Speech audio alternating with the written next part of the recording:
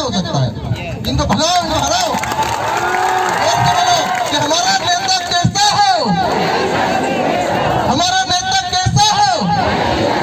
साथियों देखो, हमारी लड़ाई, मेरी लड़ाई ये व्यक्तिगत लड़ाई नहीं है, आप लोगों के लिए लड़ाई है। मैं दो पंक्तियां मैं आप लोगों को सुनाना चाहता हूं कि सिर्फ हंगामा खड़ा करना मेरा मकसद नहीं, सिर्फ हंगामा खड़ा करना मेरा मकसद नहीं, पूरी कोशिश है कि यह सूरत बदलनी चाहिए। सिर्फ हंगामा खड़ा करना मेरा मकसद नहीं, पूरी कोशिश है कि यह सूरत बदलनी चाहिए। मेरे सीने में ना सही हो, तेरे सीने में ही कहीं हो, लेकिन आग जलनी चाहिए। आग कौन सा? ये आग बदलाव, और बदलाव कौन सा? सामाजिक बदलाव, राजनीतिक बदलाव, आर्थिक बदलाव। आज हमारे भाइयों ने, पूर्व वक्ताओं ने कहा है कि आज हम लोग सिर्फ और सिर्फ क्या है, आज आप लोगों को एक बहुत अच्छी बात बताना चाहता हूँ। आज हमारे धार, झाबुआ, बड़वानी ये जिले हैं, ये आदिवासी जिलों के नाम से जाने जाते हैं। और इन आदिवासी जिलों में क्या हो रहा है पिछले 15, 20, 25 सालों से?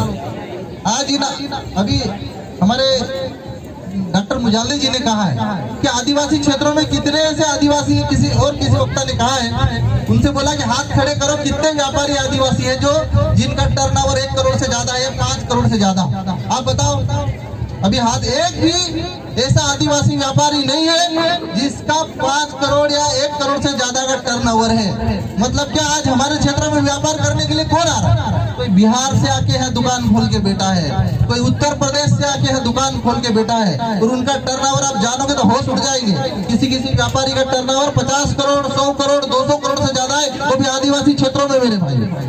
और हमारा आदिवासी क्या कर रहा है? हमारा आदिवासी दाढ़ी करने के लिए गुजरात जा रहा है, हमारा आदिवासी दाढ़ी करने के लिए महाराष्ट्र जा रहा है, हमारा आदिवासी भाई दाढ़ी करने के लिए अन्य राज्य में जा रहा है। पर आज स्थिति ये है कि 20 और 25 सालों में बेरोजगारी इस कदर बढ़ी है कि हमारे आदिवासी इलाके खाली हो गए। और अभी हम लोग आदिवासी जो बहुल्य इलाके थे, जो बाबा साहब अम्बेडकर ने, जो संविधान सभा में जयपाल सिंह मुंडा ने 3 क्षेत्रों को अनुसूचित क्षेत्र घोषित किया, वो क्षेत्र आज अल्पसंख्यक आदिवासी समुदाय की श्रेणी में आ रहे मेरे भाइयों। और यही पलायन अगर होते रहा तो हमारा ये अनुसूचित क्षेत्र से हम लोग सामान्य क्षेत्र में बदल दिए जाएंगे।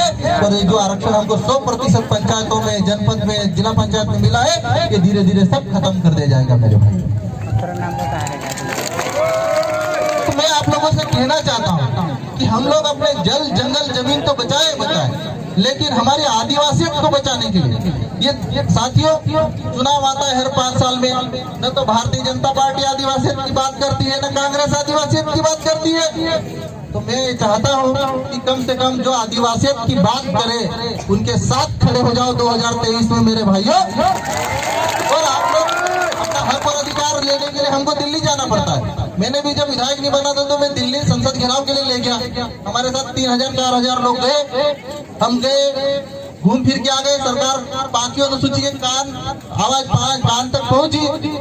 लेकिन मैं चाहता हूं कि हमारा आदिवासी समाज जो भील, भिलाला, पटलिया, बारेला, संताल, मुंडा, उराव, वो अलग अलग कम्युनिटी में बटे हुए, और हमारे देश में जो 800 आदिवासी समुदाय है, अगर एक मंच पे आ गया तो हमको दिल्ली जाने की जरूरत नहीं। ये नेता हमारे गांव में, बड़वानी में, हमारे धार में, हमारे झाबुआ में, वहां से डेरा डालने आपसे मिलने के लिए आएंगे कि बोलो आपको क्या चाहिए। लेकिन उसके लिए मैं आप सभी से मैं कहना चाहता हूँ कि जो हमारी जो आदिवासियों में जो एकता बढ़ी है पिछले 8-10 सालों में, तो मुझे लग रहा है कि काफी हमारे युवा जागरूक हुए हैं, सामाजिक रूप से और राजनीतिक रूप से भी जागरूक है। और अगर ये एकता, अगर समाज जिस दिन ठान लिया, और ये समाज जिस दिन ये संकल्प ले लिया कि जो समाज चाहेगा, जो समाज की एकता चाहेगी, कि सारी राजनीतिक पार्टियों को, सारे नेताओं को डेरा हमारे क्षेत्रों में डालना पड़ेगा, इनके पीछे हमको आगे नहीं जाना पड़ेगा साथियों।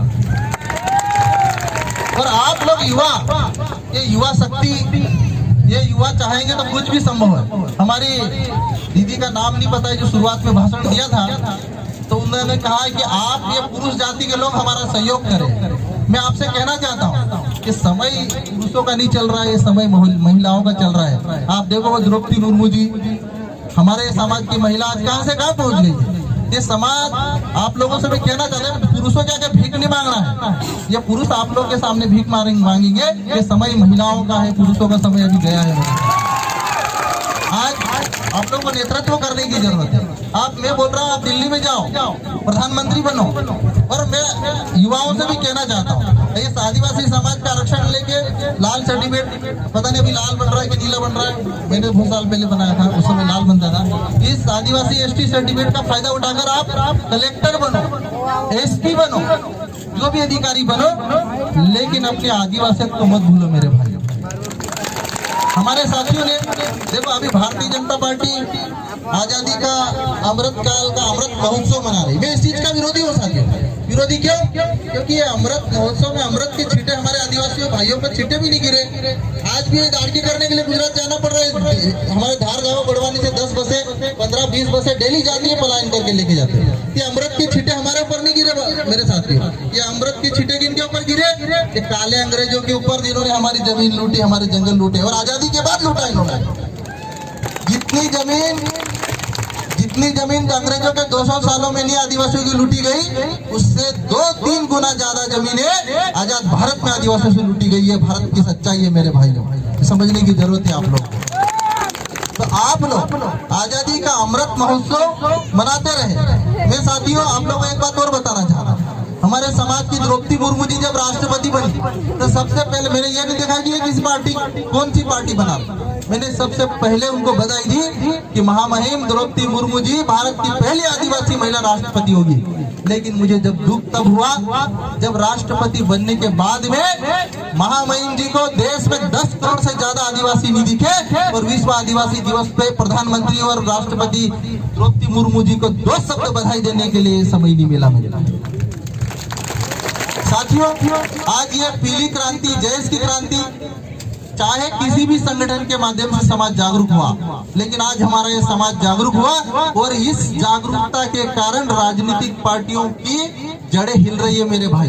अभी 2 दिन पहले आप लोगों ने आपके क्षेत्र के ही राज्यसभा सांसद का एक स्टेटमेंट पढ़ा होगा। उन्होंने क्या कहा जय संगठन के बारे में, सुमेर सिंह सोलंकी जी ने, उन्होंने कहा कि इसको विदेश से फंड आ रहा है। ये इतनी जनता बैठी हुई, क्या आपको विदेश से फंड भी दिया क्या इस कार्यक्रम के लिए? आप लोगों ने नहीं दिया। उन्होंने कहा कि ये देश तोड़ने का काम कर रहा है। मैं बोल रहा हूं, हमको ऐसे नेता नहीं चाहिए जो आरएसएस और बीजेपी के लिखे हुए भाषण पढ़ते हो, उनके स्टेटमेंट जारी करते हो मेरे भाइयों। हमको ऐसे नेता चाहिए जो आदिवासियों की बात करते हो, जो आदिवासियों के जल जंगल जमीन बचाने की बात करते हो। और आप लोग के अंदर तो मेरे भाइयों, मेरी बहनों, बिरसा मुंडा का खून है आपके रगों में, टंटिया भील का खून है, रानी दुर्गावती का खून है। आप लोगों से मुकाबला करने के लिए कोई तैयार नहीं है। जिस दिन आप लोग एकजुट हो जाएंगे, उस दिन आपको कोई हरा नहीं सकता मेरे भाई। आज आदिवासियों को तोड़ने के लिए, हमारे जल जंगल जमीन छीनने के लिए कई प्रकार के राजनीतिक और कूटनीतिक षड्यंत्र कर रहे हैं। मैं आप लोगों से मैं कहना चाहता हूँ कि देखो मेरे भाइयों, हमारी एकता ही हमारी ताकत है, और ये वक्त है भील, भिलाला, पटिया, बारेला, संताल, मुंडा, उराव सब जातियों को एकजुट होकर जोर से बोलने का कि जय जोहर का नारा है। एक तीर एक कमान, आदिवासी एक समान, एक तीर एक कमान, आदिवासी एक समान। बोलो लड़ेंगे,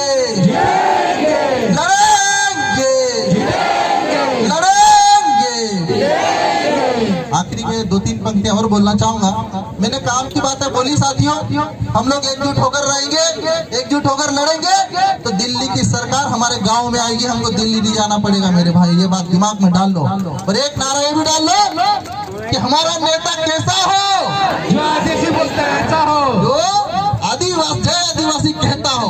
तो हमारा नेता कैसा हो, जिस दिन ये नारा आप बीजेपी और कांग्रेस के नेताओं के सामने लगाओगे, उस दिन ये आपको देख के भाग जाएंगे मेरे साथियों, क्योंकि इनकी हिम्मत नहीं है कि जय आदिवासी बोल दे ये लोग। मैं अपनी पार्टी की बुराई नहीं कर रहा हूँ, लेकिन मैं हकीकत बता रहा हूँ, क्योंकि इनके एजेंडे में आदिवासी नहीं है मेरे भाई। और आप लोग जयपाल सिंह मुंडा की हिस्ट्री सुनिए, हिस्ट्री पढ़िए, कैसे हमारे आदिवासियों को राजनीतिक दलों ने धोखा दिया, कैसे हमारे आदिवासियों की आवाज को दबाई गई, कैसे हमारे आदिवासी भाइयों का आजादी के 70 साल में 5वीं अनुसूची पे भी एक नियम नहीं बना पाई राज्य सरकारें मेरे भाई। 1996 में पैसा कानून बना, पैसा कानून पे आज भी राज्य सरकारें नियम नहीं बना सकी मेरे भाई। ये आजाद भारत में अमृत महोत्सव आदिवासी किस बात के बनाए? आपने आदिवासियों को अधिकार सिर्फ कागज के पन्ने की तरह संविधान में दिए, लेकिन धरातल पे लागू नहीं किए मेरे भाइयों। तो मेरे ये भेड़ चाल नहीं चलना है हमको, अब दिमाग लगाने की जरूरत है कि हमारा नेता कैसा हो, हमारा नेता कैसा हो। ये जय आदिवासी का नारा इतना खतरनाक है मेरे साथियों, जिस दिन आप लोग बोलने लगेंगे ना आरएसएस, बीजेपी और कोई भी राजनीतिक पार्टियों की जड़ें हिल जाएगी। इसलिए ताकत के साथ जब भी बोलना, जब भी कहीं आपका कार्यक्रम हो जोर से बोला करो आप लोग, क्योंकि कम से कम आपके जो नेता है, आपके समाज से जो चुन के जा रहे हैं, जिनके आपके कीमती वोट से जो चुन के जा रहे हैं, उनको भी तो पता होना चाहिए कि जय आदिवासी होता क्या है। तो साथियों, मैं यही बातें बहुत अच्छी थी इस कार्यक्रम के माध्यम से हुई है। मैं सुभाष पटेल जी का बहुत तहे दिल से धन्यवाद देता हूँ, इन्होंने एक पटेल व्यवस्था को इनके लिए जोरदार ताली बजाई है।